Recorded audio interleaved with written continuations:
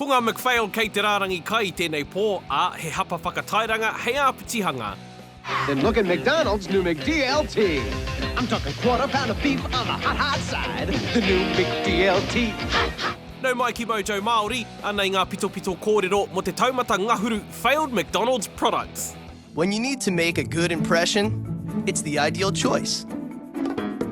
Big and meaty with the perfect kick. I tēnei rārangi, ko ngā kai a McDonald's kāri I tino eke I roto I ngā tau. Me kai rawa e whai wāhi ai ki te rārangi nei. A big new taste for you. A toasted French roll. It's gonna taste great too. Tua ngahuru, McGradden Croquette. He kai noho taiapa te Filet-O-Fish a McDonald's mā te hunga kai. Engari, mā te hai tana whakahoki I ngā mahara ki ngā rākau I ka mātau I kaingia I te taitamarikitanga. Best-selling fish sandwich in America. Tell him your nickname, Henry. They call me Jaws. Aha ko tērā, te ahua nei, kāre te maria e pai ki ngā kaimoana McDonald's. He hua kino te McGradden Croquette, he whakaritinga kairere kē o tētahi Pākite kaimuna kua tapahia. Ko te gurakoro hei tā hapani, he kohinga ko ura riwai me te makaroni kua paraihia. Ka mutu, ka ranua. Āpitihia he kīnaki parauri porehu ka huake he kairere kē rawa atu nei. He mea hanga motuhake nei mo te hunga I hapani, engari auare ake, I rere kē hoki I te whakatairangatanga. Nyo-nyo. Wakatta? Wakatta nyo. Wakatta no Web. 今年もグラコロ I'm Ravini. Tua iwa, Mighty Wings. So tell me what happened. We were playing for the Mighty Wings. He hāngai ake pēr te ingoa Māori unpopular. Hei tā te nuinga o ngā kaiaro take me te hunga kai, kāre e nei parirau I tino kino he maro ke. Some, though, found the crispy Mighty Wings closer to fried chicken than to real buffalo wings. He rongo nui a McDonald's I te ao o rangaranga, I ona wā ka ngana rātou ki te whātoro atu ki wāhanga kē I te rāo. But just in time for football season, McDonald's is getting serious with real chicken wings called Mighty Wings.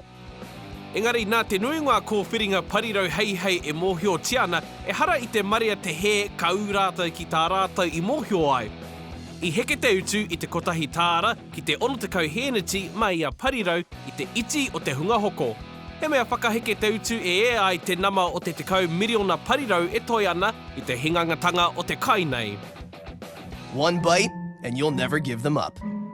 New Mighty Wings from McDonald's. Tuawaru, chopped beef steak sandwich. Only McDonald's puts it all together. 100% pure beef. He wāhanga auaha ngā tau tō muri o ngā whiti tekau I te hitori o te ahurea pop o Amerika. I puta mai ngā Apple computers of Steve Jobs, I whānau mai te ngeru kōmeke a Garfield, puta mai te Walkman tuatahi a Sony, I puta hoki a Space Invaders. Hei whai I ngā taira o te wā, ka hangaia e McDonald's te chopped beef steak sandwich me te aha I reka. Aha ko tērā, pēnei I te nuinga o ngā mea hou, I nui te utu. Ko tahi tāra, whātekau mai wa heneti te utu, ka mutu ko ngā hamupeka o taua wā I whātekau heneti. E ai ki ngā kōrero a te hunga wai maria ki te kai tēnei I ngā tau tōmua o ngā waru tekau, kāre he kai I tua atu. Engari rā I hinga I te nui o te utu, aha koa te whakapoapoa o te ahi creamy kore utu. Nobody can do it like McDonald's can. Nobody. Tua whetū, McHot Dog. I te nuinga o ngā huhunu raumati, ko te tōtiti wera, ko te hamupeka rānei te pātai nui. Nō reira, e tohu tērā ka hokona ngā tōtiti wera I ngā toa o rangaranga, ne? He hitori roa tō McD's me ngā tōtiti wera. I rāhui tia e te rangatira o te kāporeihana o McDonald's e Ray Kroc, ngā tōtiti wera nā te kore I mōhio he aha kei roto. Kamate ia I te tau e 84, ka rite tonu te ngana o ngā toa I North America me te UK ki te whakauru I te tōtiti wera ki te rārangi kai. Hot dogs are hot again, and they're new at McDonald's. Hoki atu, kahinga tonu. I ngana hoki tētahi ki te whakaputa I te chili McHot Dog I hapani. Oh, weh! Tuaono McLean Deluxe. We're here because McLean Deluxe is 100% delicious. E rua ngā kupu me uaua ka moitahi te McDonald's me te sophisticated. He kupu takirua no me uaua ka moitahi te McDonald's me te healthy. If it's no fat, it can't be delicious. I whakaputaina te Deluxe line mo te hunga pakeke, he rārangi kai I a ta whakaro hia, I whai wāhi atu tēnei hamupeka pai mo te tinana. Iwa te kau pai heneti te miti kau hinuiti I whakamahia, ko te wai te kau whakakapi I te hinu tāmo. It's 91% fat-free, but all people talk about is its big burger taste. He ha te kai paihere I te katoa. Nau mai e te rimu. He tangohanga rimu te carrageenan, ka whakamahia hei paihere I ngā kai. Kāre anō tō waha kia waiwai? Aha ko te nui o ngā āpitihanga I kia tēnei hamupeka he McFlopper I tana maroke. McLean Deluxe, forget the fat, remember the taste at McDonald's today. Sorry, Green. Green. Tuarima, McSpaghetti. Me ua waka mōhio me nā rānei I whakapono e tahi ki tēnei. Ka hoko o rangaranga ngā tāngata, ma te hoha o te kai noke praua, ne? Are you serious? Spaghetti? Since when don't you like spaghetti and meatballs? I ngā McDonald's ki te whakaputa I Itaria me te aha kāri eke. E kore rawa tēnei kai rongonui I Itaria, nā tētahi kamupene o rangaranga no Amerika I hanga, e hokona e rātou. It's a benefit, Bobby. It's a spaghetti dinner. But we don't make spaghetti. Kaore hoki I hokona e Amerika. He roa no te wā tatari, he maroke, kāre te puku I ngata. Ko te tere o te kai, te whai. Thought I told you, Bob. You and your spaghetti aren't welcome here. Ko te mea ohorere e pāna ki te kai nei, I pai te hunga no Philippines ki te kai nei, e hokona tonu tiana ki reira. It almost tastes like spaghetti with ketchup. I'm gonna have another spoonful here. Tua wha, Hula Burger. That's that Hawaiian burger joint. I hear they got some tasty burgers. I hinga tēnei, I tino hinga. I ngā tau, ko te utu, ko te whakatairangatanga rānei te raru, engari anō te Hula Burger, he hanuiti maroke noiho.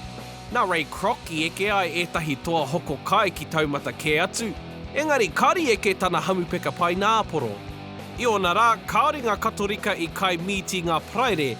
Nō reira, I ngana te kamupene ki te hanga whakautu hanuiti miti kore. I pai ake te Filet-O-Fish I te pai nāporo me te tihi. I unuhia te Hula Burger no muritata mai I tana whakaputanga.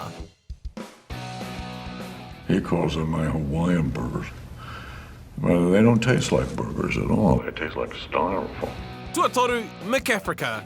He hamupika I ro parawa pita I hokona motuhaketia I Norway hei pakanui I te Olympics. Nā te kino o te iti o ngā kai te rohe te tau 2002, me tōna te kaumawha miriona tāngata e rapu kai ana, ka mōhio tātou e harai te hamupika te he, engari ko tana ingoa me te wā. I whakapāha McDonald's me te whakae kia whakaatuhia ngā whakatairangatanga, kia whai wāhi hoki ngā pouaka tuku koha a te hunga tuku āwhina ki o rātou toa. I hokona tonu tia e rātou te kai nei tairawa atu ki te hepetema o te tau, I whakaputaina anō e rātou I te tau 2008 mo te Olympics ki Beijing me te aha ka karawhiu anō.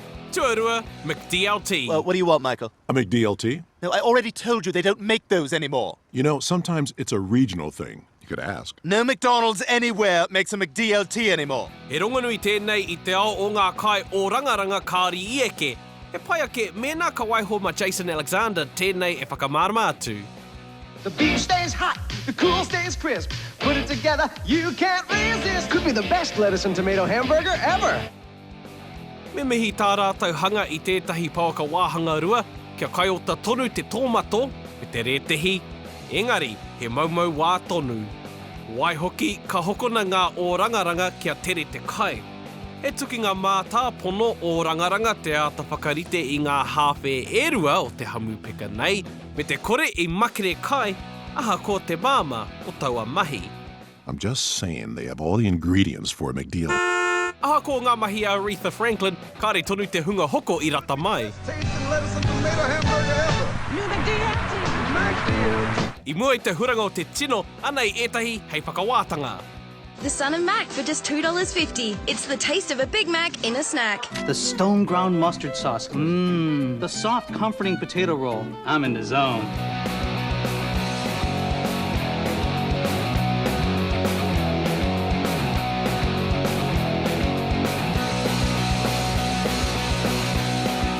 Tuatahi McPizza. Luckily, some things are good and true, like the McDonald's family-sized pepperoni pizza.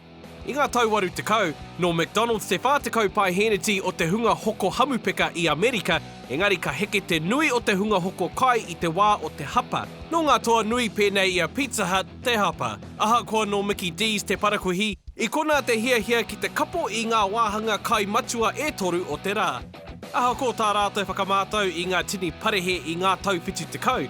Whai muri mai I puta ngā momo rahinga ki ngā wāhi katoa, pēnei te McPizza, kāri I eke. I nui tō rātou whakapono ki tēnei parehe.